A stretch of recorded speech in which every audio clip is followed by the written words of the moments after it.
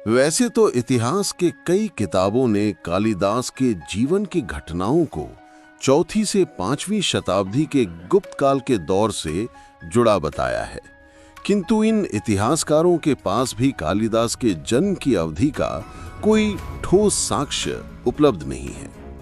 कुछ अन्य विद्वान कालिदास के जीवन को उज्जैन तो कुछ कश्मीर, वहीं कुछ विदर्भ महाराष्ट्र से भी जोड़ते हैं, जहां कई स्थानों पर कालिदास को गुप्त साम्राज्य के राजा चंद्रगुप्त द्वितीय, जिन्हें विक्रमादित्य के नाम से भी जाना जाता है, के नवरत्नों में से एक बताया गया है।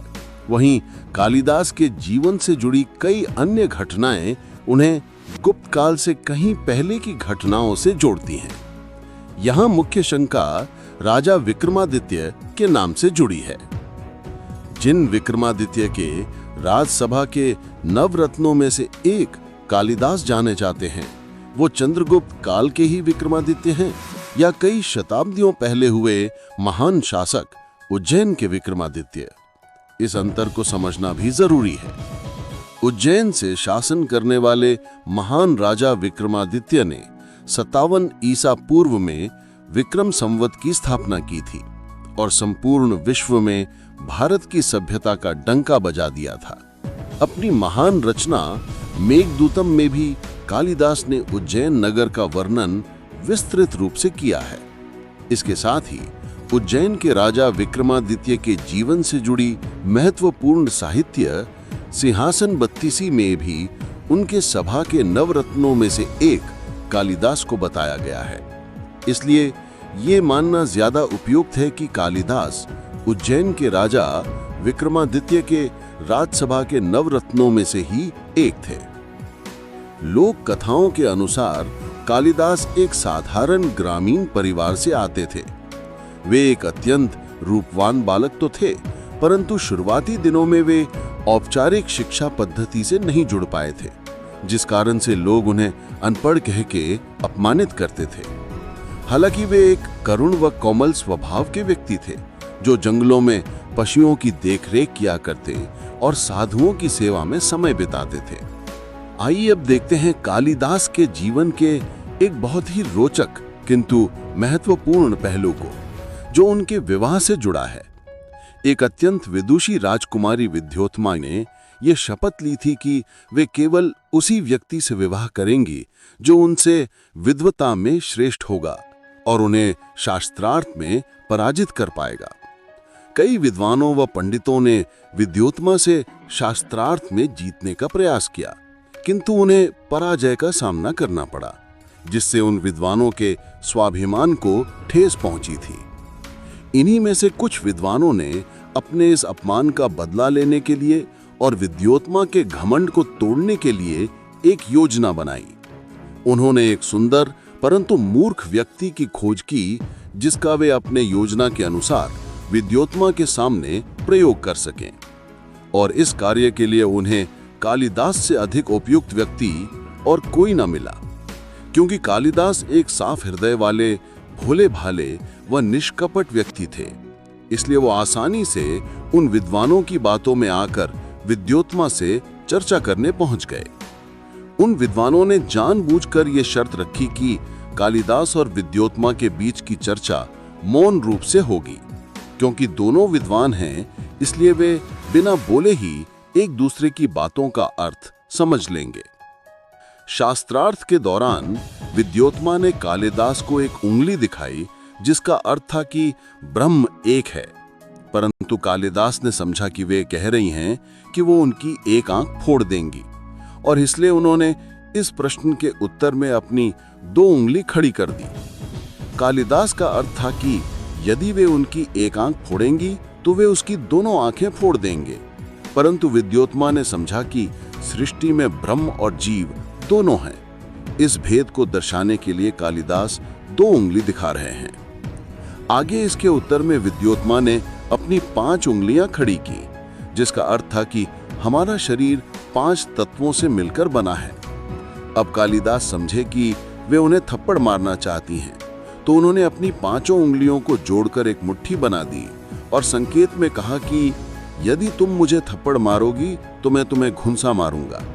किंतु विद्योत्मा ने इसका ये अर्थ निकाला कि पांचों तत्व तो अलग अलग हैं, परंतु मन तो एक ही है और मन ही इन सभी तत्वों को संचालित करता है। इसलिए विद्योत्मा को ये उत्तर सही लगा और इस तरह धीरे धीरे कालिदास के उत्तरों से प्रसन्न होकर विद्योत्मा ने उन्हें एक विद्वान, गुणवान और रूपवान व्यक्ति समझकर विवाह के लिए अपनी सहमति दे दी।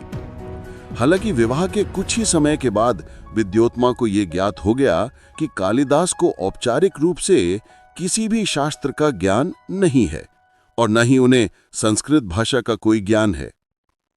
विद्योत्मा ने कालिदास को अपमानित करते हुए उन्हें अनपढ़ और मूर्ख कह दिया। ऐसे मूर्ख व्यक्ति के साथ मैं एक क्षण भी नहीं रह सकती। जब तक पूर्ण ज्ञान और प्रसिद्धि नहीं पा लेते तब तक घर वापस नहीं आना। ऐसा कहकर विद्योत्मा ने कालिदास को घर से निकल जाने को कहा। यहीं से शुरू होती है कालिदास नाम के महान साहित्य क्रांति की। अपनी प्रिय पत्नी के इन कठोर वचनों ने कालिदास को अंदर तक झंझोड़ दिया था और वो सब कुछ त्याग कर निकल पड़ते हैं ज्ञान, तप और दिव्यता की खोज में। लोक कथनों के अनुसार कालिदास हिमालय की ओर निकल गए थे, जहां उन्होंने कई वर्षों तक तप किया, लंबे समय तक ध्यान और भक्ति की गहराइयों में डूबे रहे। अंततः वे क्षण आ ही गया जब उन्हें अपनी आराध्या मां काली के दिव्य दर्शन हुए। इस अलौकिक दर्शन ने कालिदास के जीवन में एक क्रांति ला दी। मां काली ने उन्हें आशीर्वाद दिया कि वे जो भी एक बार पढ़ लेंगे उसका ज्ञान उन्हें आजीवन काल के लिए प्राप्त हो जाएगा। इस अद्भुत व दिव्य आशीर्वाद को पाकर कालिदास चल पड़ते हैं अपने नगर की ओर। ज्ञान प्राप्ति के बाद नगर नगर घूमते हुए जब अंततः कालिदास अपने घर पहुंचे तो उन्होंने दरवाजा खटखटाकर कहा, कपाटम उद्घाटे सुंदरी, अर्थात दरवाजा खोलो सुंदरी। तब विद्योत्मा ने चकित होकर कहा, अस्ति कश्चित वाग विशेष है, अर्थात लगता है कोई विशेष विद्वान दरवाजे पर आए हैं। इसके बाद विद्योत्मा ने उन्हें सम्मानपूर्वक गृहस्थ में दोबारा स्वीकार किया। कालिदास ने भी विद्योत्मा के कठोर वचनों को अपने प्रेरणा स्रोत के रूप में ही लिया था और अपनी प्रिय पत्नी के लिए उन्होंने कभी भी मन में कटुता नहीं रखी थी। इसके बाद तो कालिदास ने भारतीय संस्कृत साहित्य के क्षेत्र में जैसे क्रांति ला दी। एक के बाद एक महान काव्य और साहित्यिक रचनाओं ने उन्हें साहित्य जगत का सबसे रोशन सितारा बना दिया। आज 2000 वर्ष से भी ज्यादा बीत जाने के बाद भी कालिदास के साहित्यिक रचनाओं को सर्वोच्च श्रेणी में रखा जाता है और वर्तमान या भूतकाल के साहित्यकारों में उनका नाम सर्वाग्रिम ही आता है। तो आइए देखते हैं महान साहित्यकार कालिदास की कुछ अति विशेष रचनाओं को। अभिज्ञान शाकुंतलम ये कालिदास की सबसे प्रसिद्ध नाट्य कृति है, जिसमें राजा दुष्यंत और शकुंतला के प्रेम कथा का अद्भुत चित्रण है। कालिदास ने यहाँ प्रेम, वियोग और पुनर्मिलन को अत्यंत भावनात्मक रूप से प्रस्तुत किया है। मेघदूतम ये एक खंड काव्य है जिसमें राजा कुबेर के द्वारा निष्कासित एक यक्ष अपनी प्रियतमा को मेघ यानी बादल के माध्यम से संदेश भेजता है। अपनी इस अद्भुत रचना में कालिदास ने भारतीय भौगोलिक सौंदर्य, प्रेम और विरह का विस्तृत व रोचक चित्रण किया है।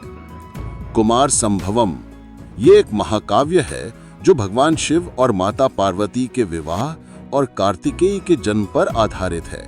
ये महाकाव्य शक्ति, तपस्या, प्रेम और आदर्श दाम्पत्य के गूढ़ पहलुओं को उजागर करता है। रघुवंशम ये महाकाव्य रघुकुल वंश, जिसमें त्रेता युग में भगवान राम ने जन्म लिया था, की वंशावली का एक विस्तृत वर्णन करता है, जिसमें राजा दिलीप, रघु, अज, दशरथ और श्री राम का वर्णन है। यहाँ कालिदास ने रघुकुल वंश के वचनबद्धता, धर्म और आदर्श शासन के महान उदाहरणों को प्रस्तुत किया है। इस महाकाव्य की ही एक प्रसिद्ध पंक्ति है जो आज तक आम जीवन के बोलचाल में कई बार सुनने को मिलती है। रघुकुल रीत सदा चली आई, प्राण जाए पर वचन न जाई।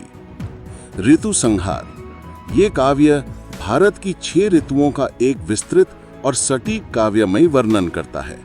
ग्रीष्मा, वर्षा, शरद, हेमंत, शिशिर और बसंत। प्रत्येक ऋतु में मानव जीवन और प्रकृति के बदलते रंग रूप और तौर तरीकों का सुंदर चित्रण है।